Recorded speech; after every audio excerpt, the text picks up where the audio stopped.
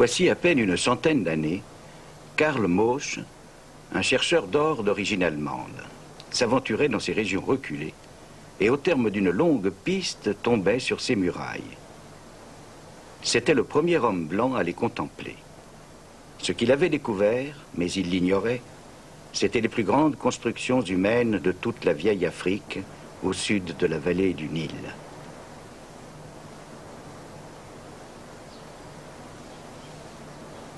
Qu'était-ce donc que ces ruines mystérieuses, découvertes au fin fond de l'Afrique?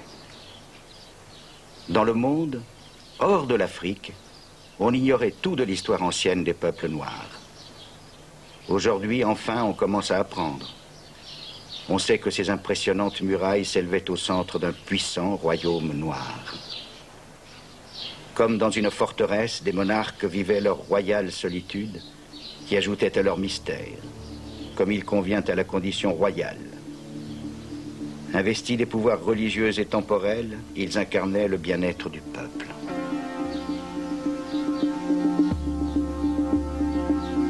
Une cité de pierre au cœur de l'Afrique.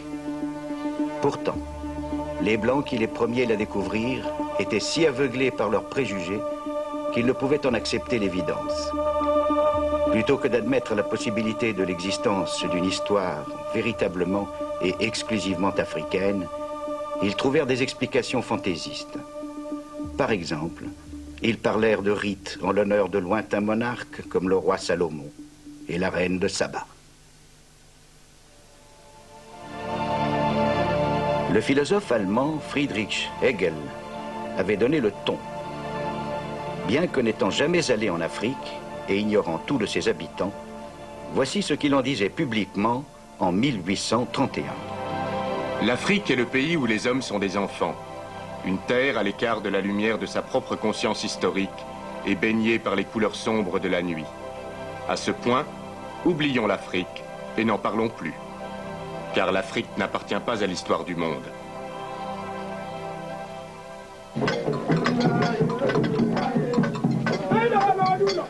Hegel n'était pas seul à penser ainsi. Ses propos étaient très écoutés. Richard Burton, un explorateur anglais, qui lui connaissait l'Afrique et avait étudié certaines de ses langues, de ses coutumes, disait ceci. L'étude des Noirs, c'est étudier l'esprit humain à son stade le plus rudimentaire. Des êtres qui ressemblent davantage à une dégénérescence de l'homme civilisé qu'à des sauvages susceptibles de le devenir, ne serait-ce que par leur inaptitude au progrès. Leur naturel est impropre à l'éducation ou à la culture. Ils semblent appartenir à l'une de ces espèces infantiles, ne pouvant accéder à la condition d'homme, tel un maillon interrompu de la grande chaîne de la nature. Samuel Baker, un autre explorateur célèbre qui traversa cette région à la recherche des sources du Nil, écrivit dans ses mémoires. La nature humaine, à son stade le plus grossier, comme j'ai pu l'observer chez les sauvages africains, est précisément du niveau de la brute et ne saurait être comparée au noble caractère du chien. On ne trouve chez eux ni gratitude, ni pitié, ni amour, ni don de soi. Rien que la cupidité, l'ingratitude, l'égoïsme et la cruauté. Impardonnables, les Européens des XVIIIe et XIXe siècles préférèrent oublier ce que leurs ancêtres savaient fort bien, à savoir qu'en Afrique occidentale avaient prospéré de nombreux royaumes, aussi somptueux et bien gouvernés que d'autres en Europe médiévale. Qui plus est, les récits des commerçants et des diplomates ayant circulé dans ces royaumes n'étaient imprégnés d'aucune attitude de supériorité raciale. Le racisme, en fait, est un mal relativement moderne. Rien n'illustre plus clairement les changements qui allaient se produire que l'art européen de la Renaissance, et même antérieur à la Renaissance.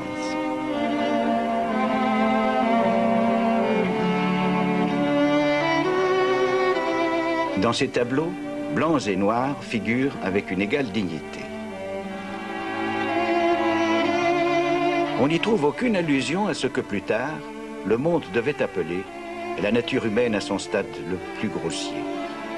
Et cette reconnaissance d'égalité entre blancs et noirs prédominait aussi au Moyen-Âge.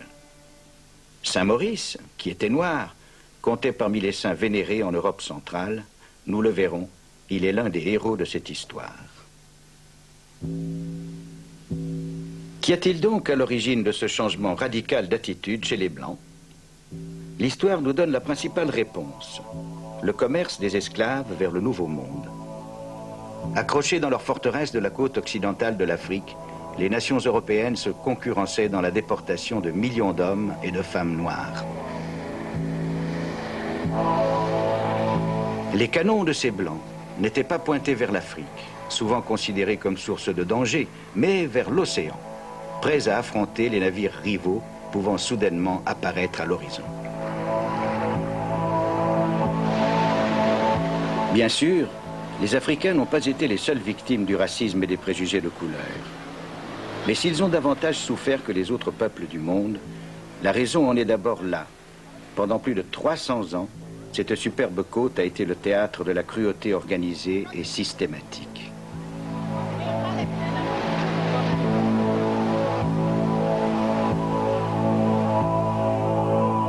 Des années durant, les Noirs, arrachés à leur foyer, furent précipités dans le monde de misère et d'humiliation des Blancs.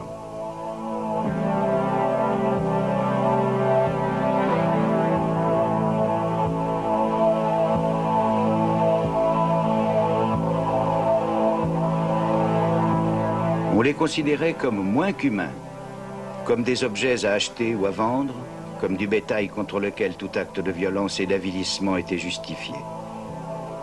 Partout où le trafic des esclaves a sévi, la stabilité et les structures de la vie africaine furent anéanties. Et avec elles, le respect mutuel ayant préalablement existé entre blancs et noirs.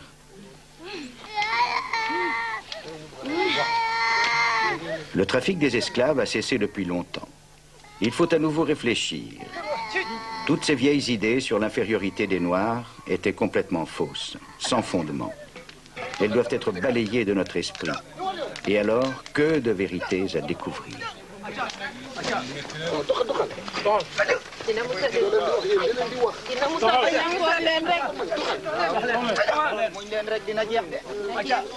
Grâce au progrès de la science, on tient pour sûr aujourd'hui que les Noirs ont leur propre histoire, aussi riche et étrange, longue et surprenante parfois, que l'histoire de n'importe quelle autre branche importante de l'espèce humaine.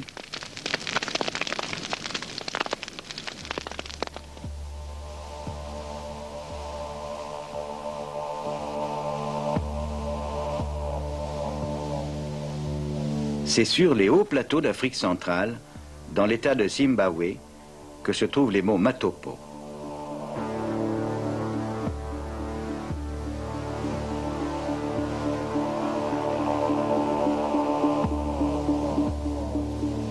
Par leurs formes étranges et mystérieuses, ces rochers, peuplés de nombreux léopards, font penser aux gravures de l'Afrique préhistorique.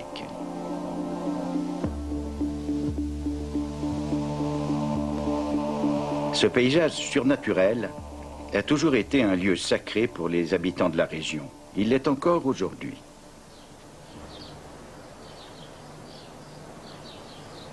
Ces monts Matopo sont comme des messages de la lointaine histoire.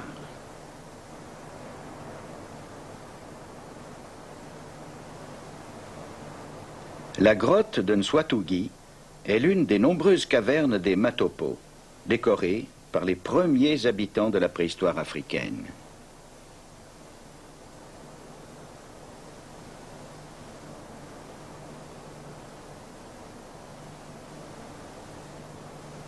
Les sources d'inspiration de ces magnifiques peintures rupestres devaient être variées.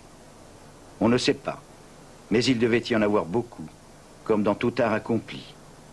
Ces anciens peuples qui devaient affronter la nature sauvage de l'Afrique auront sûrement ressenti à la fois un besoin d'assurance psychologique et spirituelle et la nécessité de la magie pour sauvegarder leurs troupeaux. Les artistes qui aimaient de toute évidence représenter les animaux qui les entouraient. Le climat du pays était idéal pour la prospérité des hommes et des bêtes.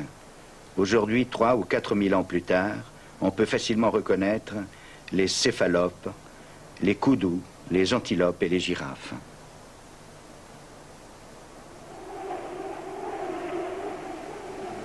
L'aridité du Sahara, 4500 km au nord, ne pourrait présenter de plus grands contrastes. Pourtant, on y a découvert dans les années 50 des témoignages encore plus surprenants quant à l'existence d'une préhistoire africaine. Aujourd'hui, le Sahara appartient aux lézards, aux scorpions, aux serpents, qui peuvent supporter les températures brûlantes du pays de la soif.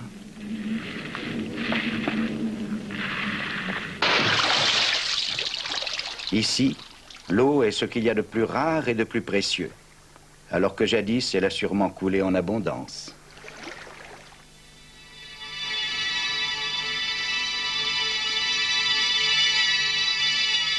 Il y a tout juste 30 ans, la découverte de ces peintures rupestres au Sahara, dans les montagnes du Tassili, a stupéfié le monde.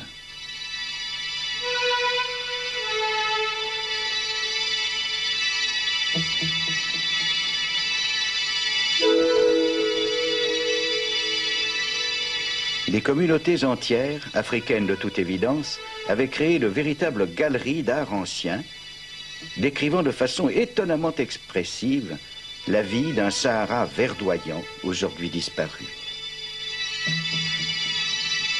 Il y a des chasseurs avec leur gibier, ce qui prouve qu'autrefois, le Sahara en était peuplé.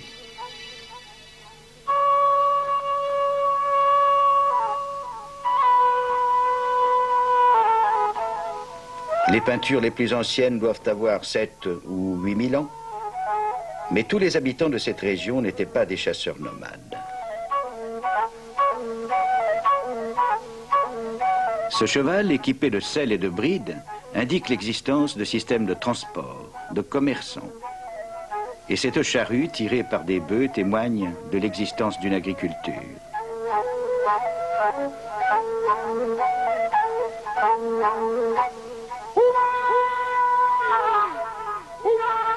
Des chariots perfectionnés servaient au sport ou à la guerre. Quant aux vêtements, ils ressemblent de façon frappante aux tuniques de l'ancienne Égypte. Ces peintures témoignent de l'existence ininterrompue de communautés habitant le Sahara, de l'Atlantique à la vallée du Nil.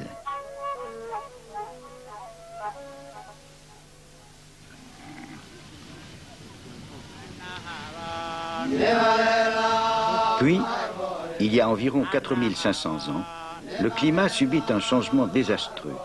Progressivement, le Sahara perdit ses pluies, sa vie animale et pour finir, son peuple.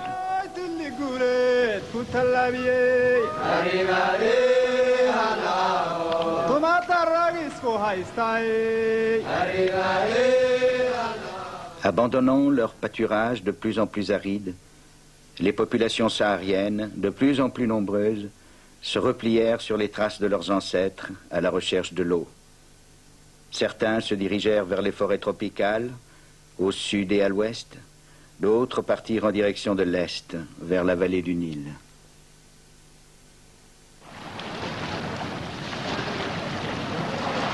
Alimenté par le plus grand lac africain, sur plus de 6000 km, le Grand Nil coule vers le nord en direction de la Méditerranée. C'est le plus long fleuve du monde. Aucun autre fleuve sur cette terre ne coule sans répit à travers des milliers de kilomètres de désert, avec le Nil bleu, son affluent, venu des hauts plateaux éthiopiens.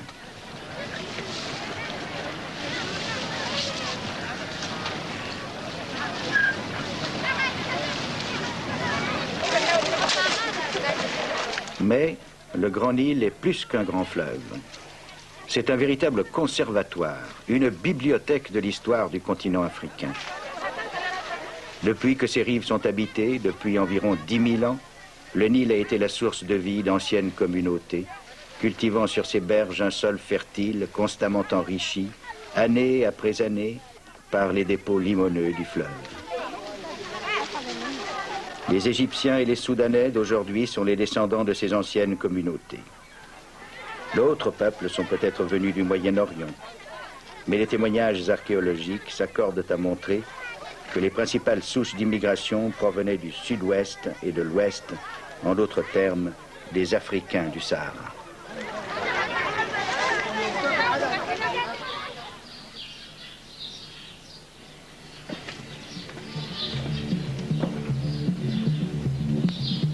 Il y a 5000 ans, ce pays était déjà le berceau d'une civilisation inégalée à bien des points de vue dans l'ancien monde.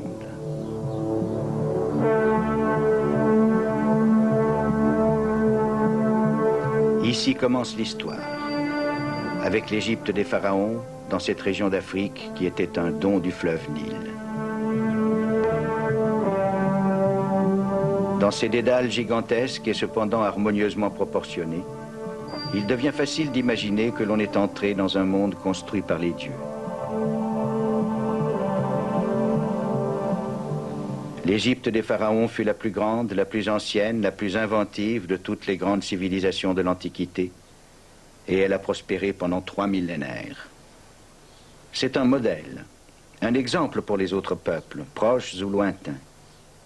Mais où sont ses racines, ses origines, son point de départ ?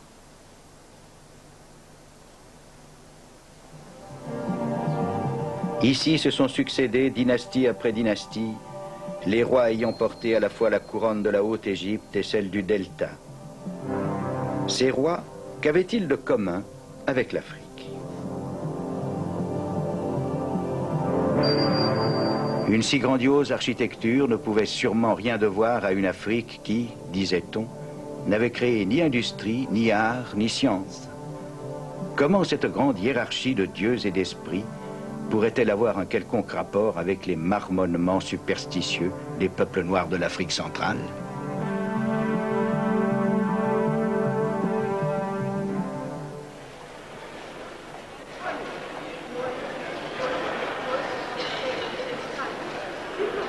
Émerveillé par les trésors du musée du Caire, on est enclin à penser à l'Égypte des pharaons comme à une civilisation en soi, ne devant rien ou presque rien aux influences extérieures de quelque origine que ce soit, comme à une civilisation entièrement originale. En écoutant le guide, la plupart des visiteurs doivent penser que cette statue, celle du jeune roi Toutankhamon, peut bien être devenue noire au cours des siècles, mais qu'en aucun cas elle ne pourrait avoir été à l'origine la statue d'un noir. Cette idée se développe de plus en plus à présent, notamment chez les historiens et archéologues africains.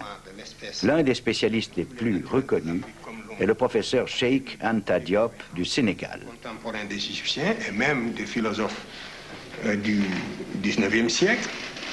Voici, dans le tombeau de Ramsès III, au XIIe siècle avant Jésus-Christ, les 4 races connues des Égyptiens représentées sur le même plan. Ici, vous avez l'Égyptien, le type générique de la race. Donc, ici, c'est le type générique de l'Égyptien. Ce n'est pas tel ou tel Égyptien en particulier, mais c'est le type général de l'Égyptien qui est représenté ici, en noir charbon, si je puis dire, avec toutes ses particularités ethniques. Et sur le même tableau, vous avez le type indo-européen représenté également, avec toutes ses différences par rapport au type égyptien, du point de vue de la couleur de la peau et du point de vue du vêtement. Et ici, vous avez les autres Africains qui habitaient à l'époque l'intérieur du continent, représentés de la même façon que les Égyptiens. Ce tableau, cependant, est une rare exception. C'est le seul, semble-t-il, qui démontre si clairement le point de vue du professeur. Le même tombeau sur le même plan. Les anciens Égyptiens, quant à eux, représentaient généralement leur carnation par une sorte de rouge rosé. Bien sûr, on sait qu'ils se mariaient avec des Asiatiques et surtout avec d'autres Africains. Beaucoup de dames de la noblesse venaient du pays de Nubie et étaient artistiquement peintes en tant que telles. Ce tableau vient de la tombe d'Emaka, femme noire de toute évidence, dont la servante, juste derrière elle, est tout aussi évidemment blanche. Les enfants royaux étaient donc souvent noirs, eux aussi, comme le roi Sénusret, portant ici la couronne blanche de la Haute-Égypte.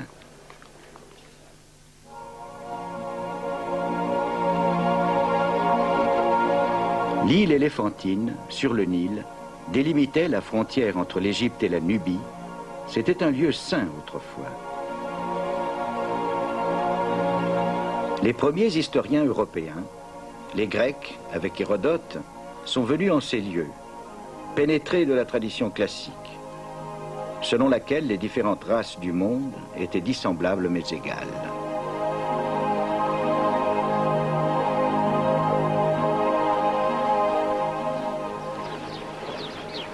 Les Grecs connaissaient bien l'Égypte et étaient persuadés que les Égyptiens d'origine étaient des Noirs du Sud venus s'installer sur les rives du Nil. Hérodote, quant à lui, n'est jamais allé plus au sud, arrêté par la première cataracte.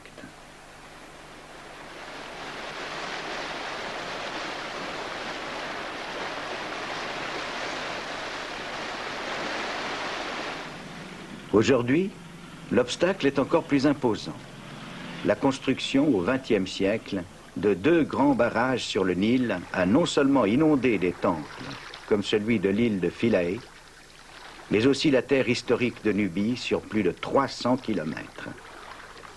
Cela anéantit toute possibilité de poursuivre d'autres fouilles archéologiques.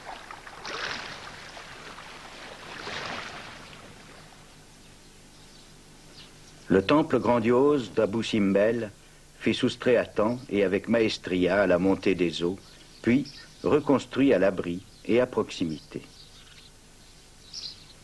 Mais ce ne fut pas tout.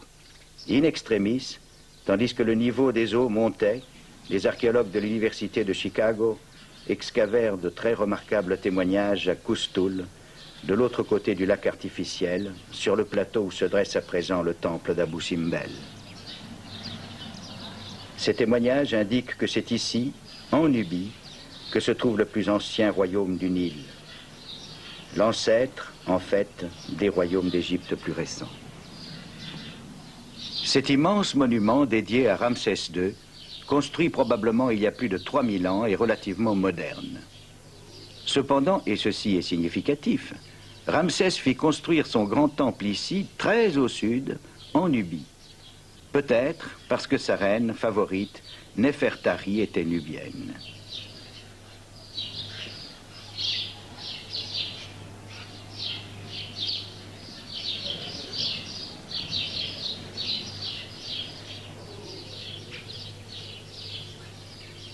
En regardant des temples, même de grands temples comme celui-ci, il ne faut jamais perdre de vue les origines de la civilisation égyptienne.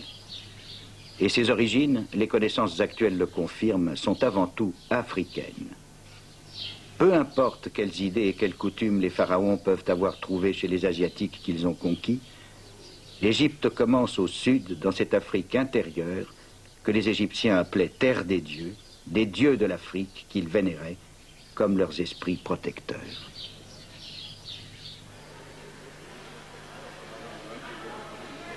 Puis, les conquêtes égyptiennes cessèrent. 4 siècles plus tard, ce fut au tour des rois de Nubie, en marche vers le nord, de soumettre le pouvoir égyptien.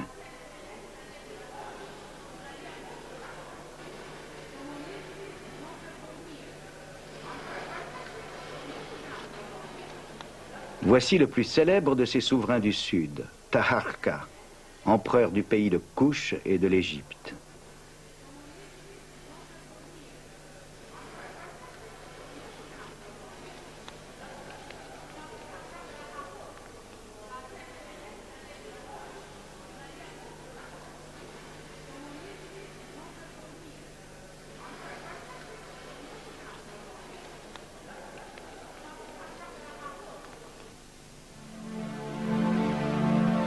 Vers 650 avant Jésus-Christ, les rois nubiens qui avaient soumis l'Égypte allaient se retirer vers le sud, à Napata, puis vers la nouvelle capitale de leur royaume Kouch, Méroé.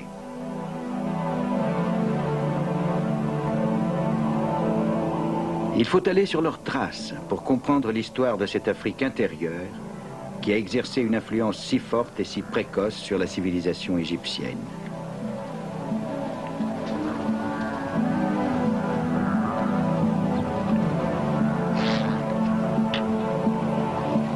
La cité de Méroé se trouvait à 1500 km au sud de l'ancienne frontière. en plein cœur de l'Afrique.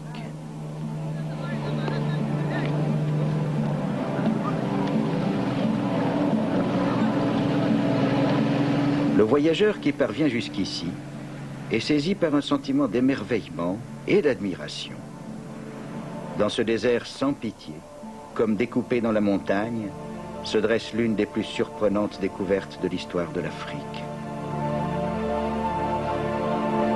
Les ruines d'une civilisation perdue apparaissent à l'horizon comme naufragées dans les sables du temps.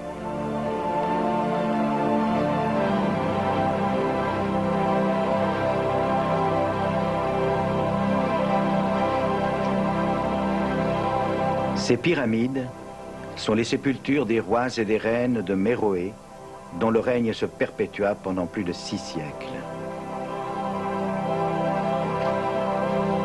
Longtemps dévastées par les voleurs de tombes et par le temps, les pyramides sont maintenant restaurées et même reconstruites.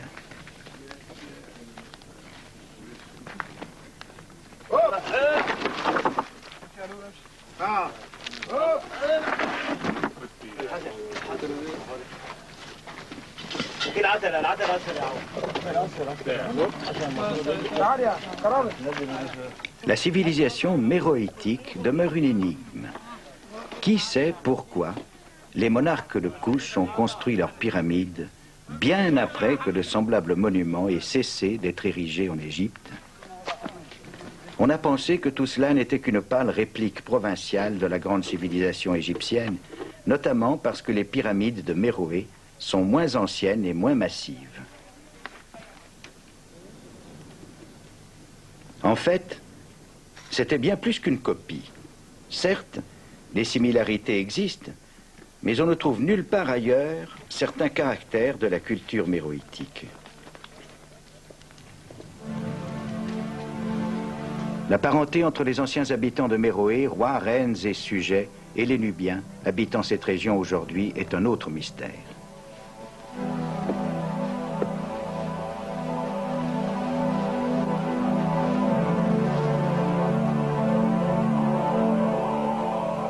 Leur image est gravée dans la pierre.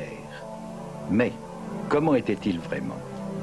Le docteur Ali Osman de l'université de Khartoum nous répond.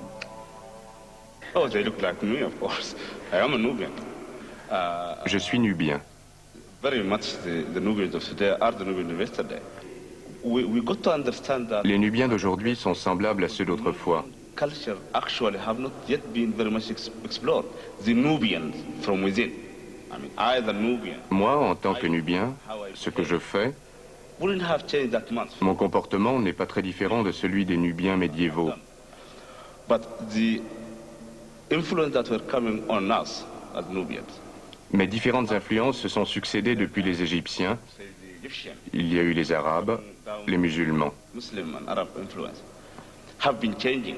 That does not. Cela ne veut pas dire que les Nubiens aient changé. The Nubians have On peut dire qu'au cours des 10 derniers siècles, les Nubiens ont pratiqué sans discontinuer really believe la même culture.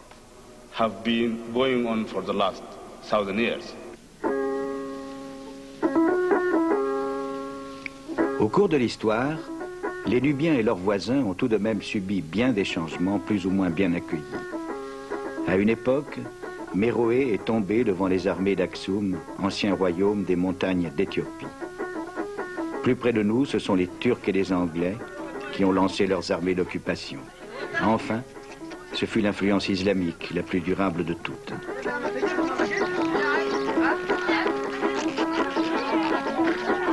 À travers tous ces bouleversements, les Nubiens ont fait mieux que préserver leur identité. Ils ont si bien absorbé les influences étrangères qu'eux aussi eurent un impact culturel profond sur leurs voisins.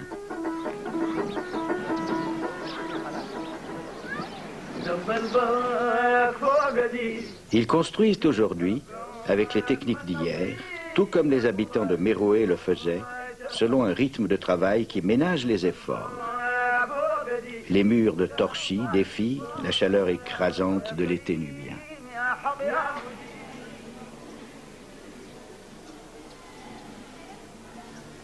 Leurs lits ressemblent à ceux de leurs lointains ancêtres.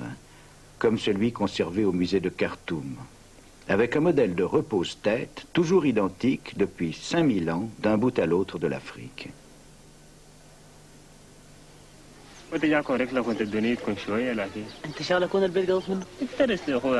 Les scarifications de ces visages, signes d'appartenance au clan, figuraient déjà sur le bas-relief d'une pyramide avoisinante.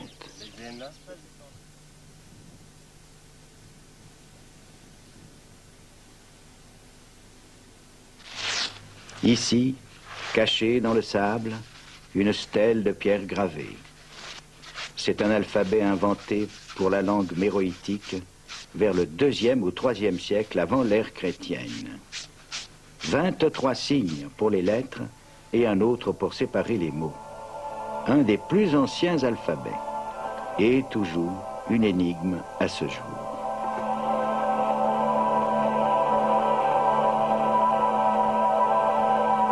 Dans les riches maisons qui entourent le temple, on peut imaginer le confort et les plaisirs de la vie méroïtique. On ne trouve nulle part ailleurs dans la vallée du Nil des poteries de ce style, spécifiquement nubien.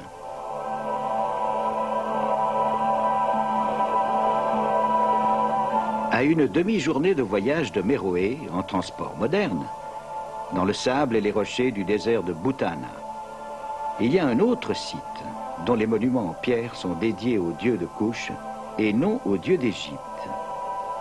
Ce lieu s'appelle Mozawaret aujourd'hui.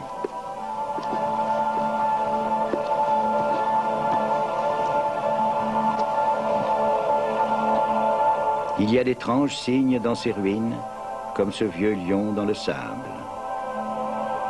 À quoi ces bâtiments servaient-ils? Qui sait? Les rois de Couche se sont peut-être promenés parmi ces colonnades? Pour ce bâtiment exceptionnel, les historiens ont proposé diverses explications. Il est généralement admis qu'il était destiné à la domestication et au dressage des grands éléphants d'Afrique. Ces larges rampes de pierre auraient bien pu servir en effet à conduire les pachydermes à leur travail. Près de ce grand enclos, les bas-reliefs du temple concordent avec cette explication. Manifestement, cet éléphant de combat pousse des prisonniers devant lui.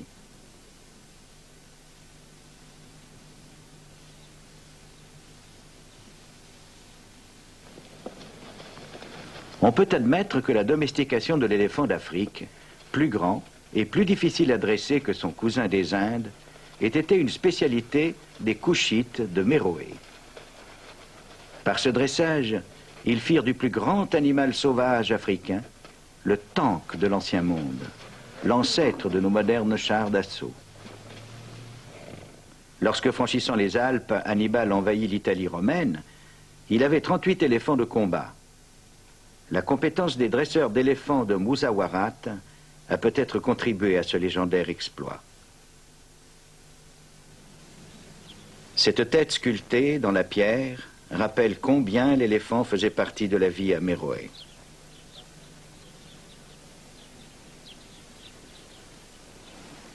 Les murs de ce temple évoquent de façon frappante le temps où les animaux domestiques paissaient dans de verdoyants pâturages. Tout cela a disparu. Méroé s'est évanoui, envahi par le désert. De nos jours, il n'y a plus que les nomades pour survivre aussi loin des rives du Nil.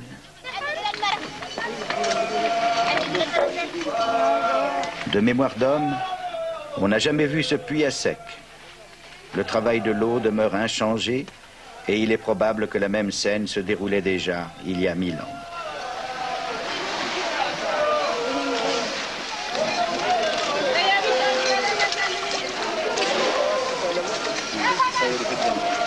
Fier et autonome, ce peuple vit à l'écart du monde moderne.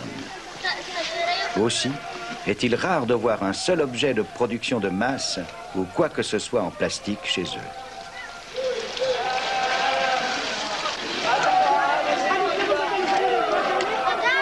Les voyageurs européens ont souvent commis l'erreur de juger le degré de civilisation des peuples en fonction de la quantité de leurs biens matériels.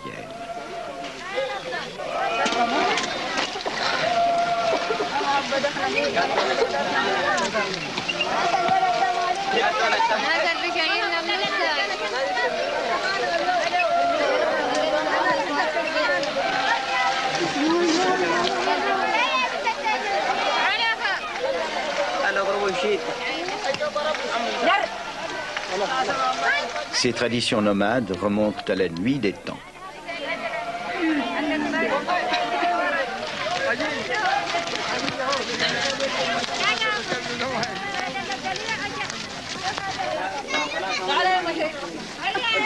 Leurs anciens dieux ont échappé au sable et sont toujours présents. À Naka, l'interpénétration des influences locales et extérieures est encore plus remarquable. Neteka Mani, roi victorieux, est gravé dans le plus pur style égyptien.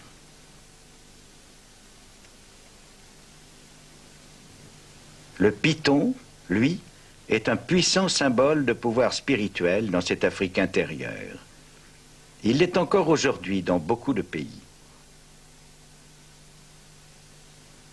Ce dieu lion à 3 têtes et 4 bras, quant à lui, semble tout à fait indien. Il est cependant spécifiquement méroïtique. Ce linteau de pierre ne manque pas d'intérêt. Au centre, la tête de bélier, symbole du dieu égyptien Amon. Et de chaque côté, Subumekar et Aruns Mufens, dieux adorés des seuls habitants de Méroé. Étrange aussi cette statue de pierre trouvée dans le palais royal de Méroé, que rien ne rattache au monde égyptien. Le royaume de Kouch s'est effondré au IVe siècle après Jésus-Christ. Ce n'est que récemment que l'on a pu prouver que ses habitants ont émigré par la plaine de Kordofan vers les monts Nouba.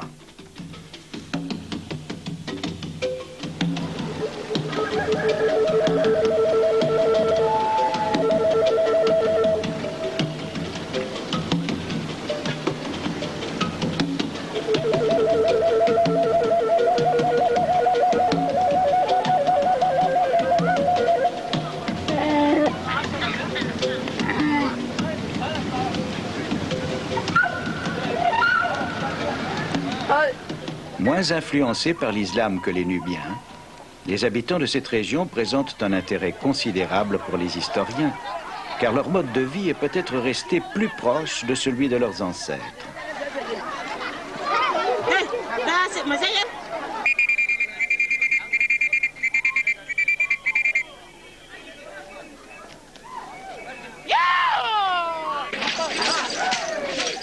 Voici l'Afrique authentique, telle qu'elle existe encore, loin des touristes, loin des voitures et des grandes villes.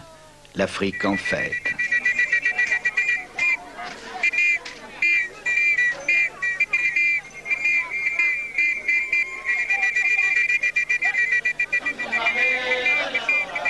Certains indices culturels donnent à penser que ces populations pourraient bien avoir un lien avec de lointains ancêtres ayant vécu à l'époque des rois et des reines du pays de Kouch.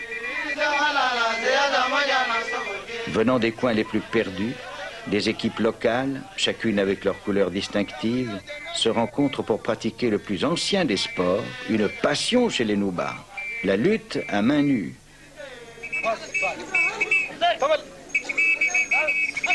Les règles en sont si complexes qu'il est pratiquement impossible aux voyageurs étrangers d'en suivre le déroulement. Non seulement le combat lui-même est compliqué, mais en outre, les adversaires ne peuvent s'affronter qu'au travers de règles établies suivant le degré de parenté. Pour l'historien, il existe un rapport certain entre cette lutte des Noubas d'aujourd'hui et celle des temps anciens. Vieilles d'environ 4500 ans, ces éclatantes peintures sont une copie de celles ornant une tombe égyptienne à Beni Hassan.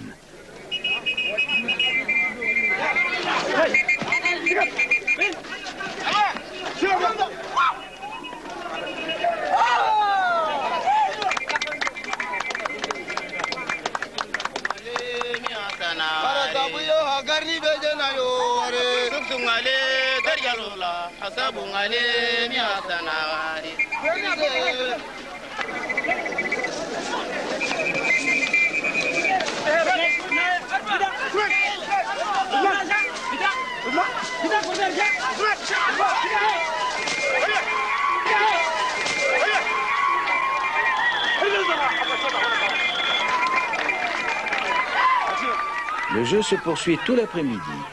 Lutteurs et spectateurs font preuve d'un flegme et d'une bonne humeur dont les foules sportives occidentales feraient bien de s'inspirer.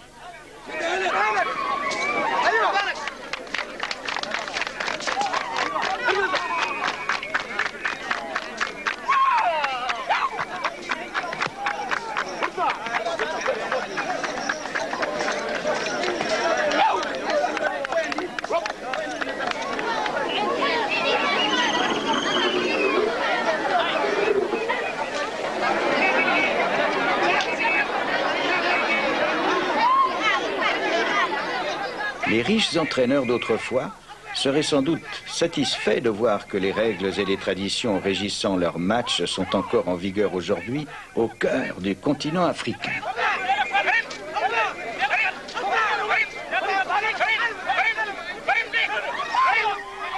Il semble bien que ces gens, de plus en plus, puissent retrouver leurs racines dans les civilisations de l'Antiquité. Et leur sport séculaire apporte une autre preuve de la continuité d'une longue tradition sociale. Toutefois, ce sont ces êtres que l'explorateur Samuel Baker a décrits comme étant la nature humaine à son stade le plus grossier, sans comparaison possible avec le noble caractère du chien.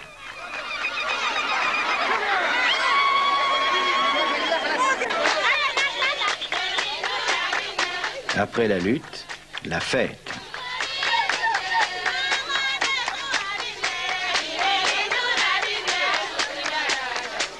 Certaines de ces jeunes filles peuvent bien être musulmanes. Ce n'est pas pour autant qu'elles portent le voile. Elles ont leur orgueil et leur place dans la société, conformément aux traditions de l'antique Nuba et de Méroé, dont les gouvernants d'ailleurs étaient souvent des femmes.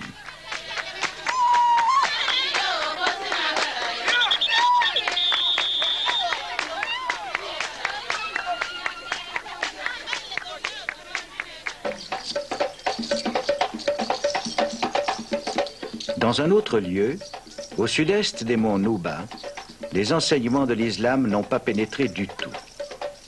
Vêtements européens et islamiques ont été consciemment rejetés par les habitants.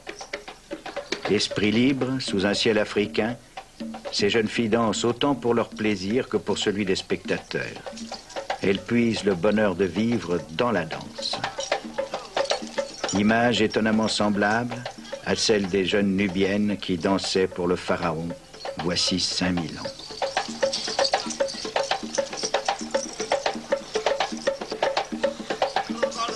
Célèbres pour leur grâce et leur beauté, elles avaient une place de choix dans la vie de l'ancienne Égypte.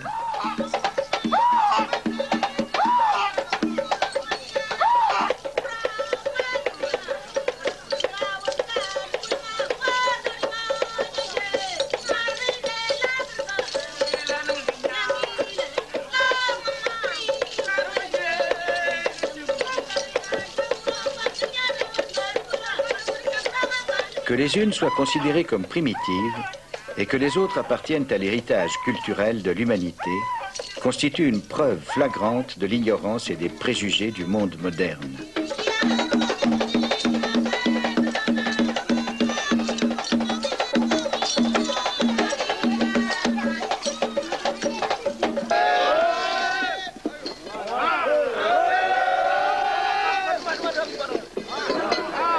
À Méroé, les pyramides sont restaurées sans grue ni bulldozer, mais à l'aide de ces techniques traditionnelles qui ont permis leur construction d'origine.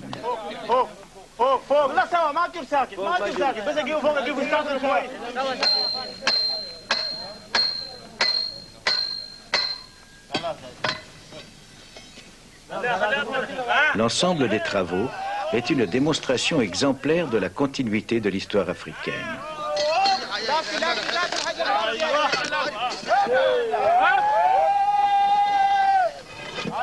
L'Égypte des pharaons n'est pas le fruit d'un seul génie.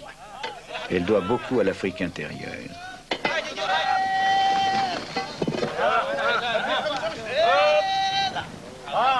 Dans les années à venir, sans doute, d'autres découvertes confirmeront que pour connaître les origines des grandes civilisations du Nil, il faut explorer non seulement la totalité des rives du fleuve, mais aussi les pays de l'intérieur. Les plus récentes de ces pyramides furent terminées vers 340 après Jésus-Christ. Puis survinrent d'autres changements. Méroé disparut. Après le milieu du VIe siècle, cette vieille civilisation est encore soumise à une influence étrangère. Venant du nord, la chrétienté déferle sur la terre de Nubie. Le célèbre monastère de Saint-Siméon, près d'Assouan,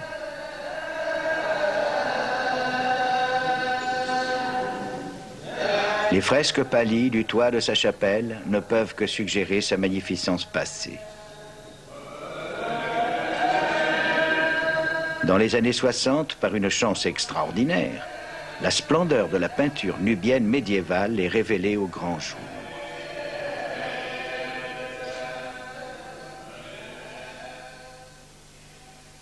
L'histoire de la découverte et de la sauvegarde de ces chefs-d'œuvre est presque un miracle. Alors que les eaux du lac Nassau allaient engloutir la vieille ville chrétienne de Pharas en Nubie, des archéologues parvinrent à dégager les murs enfouis de sa cathédrale, fondée en 707. En déblayant le sable sec, ils découvrirent ce que personne n'avait vu pendant des siècles, ces magnifiques peintures sauvées in extremis. Aujourd'hui, à l'abri du musée de Khartoum, elles restituent à nouveau leur message lointain d'art et de piété.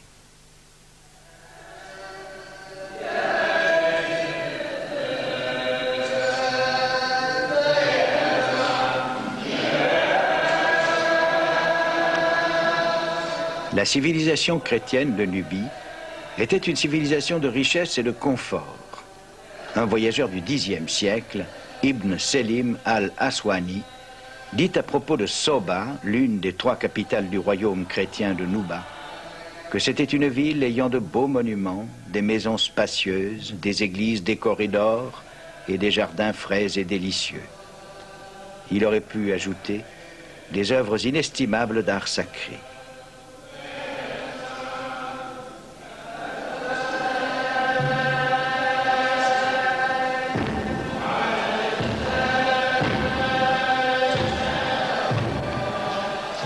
Conservés par le sable sec, ces portraits nous plongent au cœur de la chrétienté nubienne. Une nativité, avec la Vierge et l'archange Gabriel, représentés dans le style conventionnel, avec cette couleur de peau particulière à l'art des Byzantins, auquel les Nubiens empruntèrent leurs croyances. Les rois mages en route pour Bethléem. L'un des 3 est africain de toute évidence. En bas, une princesse nubienne très semblable aux nubiennes d'aujourd'hui.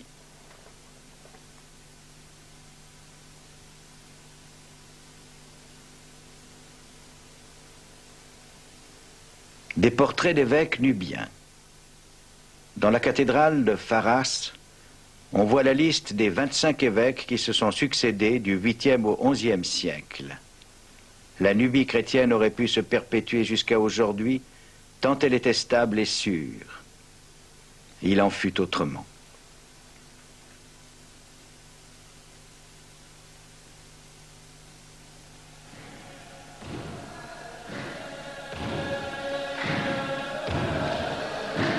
Ce monastère n'est pas seulement tombé en décadence.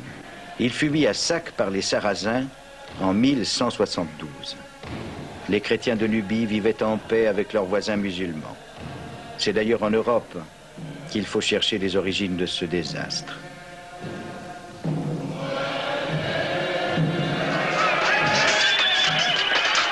La première des grandes croisades, dont le dessein était de reprendre les lieux saints aux musulmans, commença en 1096. Nombre de chevaliers combattirent pour la gloire de Dieu, bien d'autres pour celle de Mamoun, dieu syrien de la richesse. À mesure que les croisades se succédaient, les nobles desseins se corrompaient. La sainte cause s'efface devant la soif de butin et de pillage.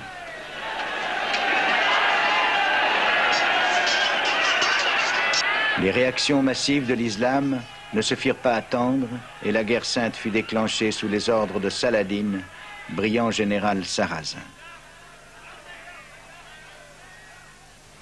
Depuis sa grande citadelle du Caire, Saladin entreprit d'écraser non seulement les envahisseurs européens, mais aussi ce qu'on oublia plus tard, leurs alliés africains.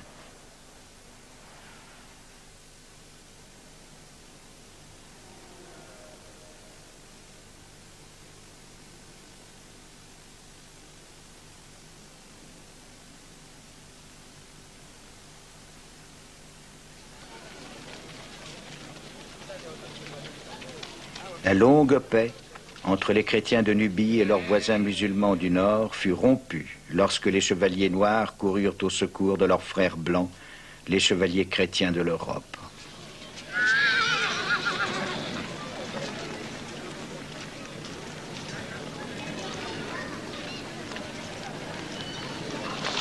Dans ce film, vieux d'un demi-siècle, les cavaliers nubiens portent encore la cotte de maille. Il est probable qu'il y a 800 ans, les croisés noirs devaient avoir la même allure lorsqu'ils se regroupèrent dans des monastères fortifiés avant de s'engager dans cette désastreuse aventure. Dans sa puissante citadelle du Caire, Saladin attendait le moment de les anéantir.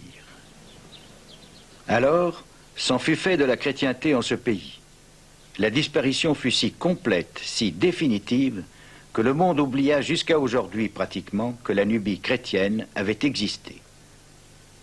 Cependant, la rumeur de cette épopée oubliée depuis longtemps se réveille au hasard de l'histoire. Elle ressurgit même dans des lieux les plus inattendus. La cathédrale de Magdebourg, célèbre monument de l'Allemagne médiévale. C'est à partir de Magdebourg qu'en 1228, l'empereur allemand Frédéric partit à la tête de ses chevaliers pour la 6e croisade. Quelques années plus tard, une nouvelle statue fut élevée en l'honneur de Saint Maurice, patron de Magdebourg. Curieusement, mais sans conteste, la statue d'un noir, pour un Saint Maurice noir, entièrement noir.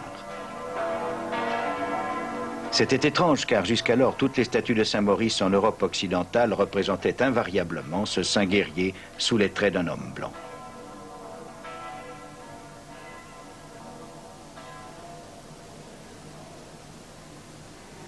Mais ici, à Magdebourg, il est subitement devenu noir. Bien évidemment, il s'agit d'un chevalier noir de la Nubie chrétienne, d'un soldat du Christ venu d'un sud lointain. Comme figée par le temps, sa noble silhouette se dresse sous la nef de la cathédrale. C'est sans doute la plus importante et peut-être la plus émouvante sculpture représentant un Africain dans toute l'histoire de l'art européen.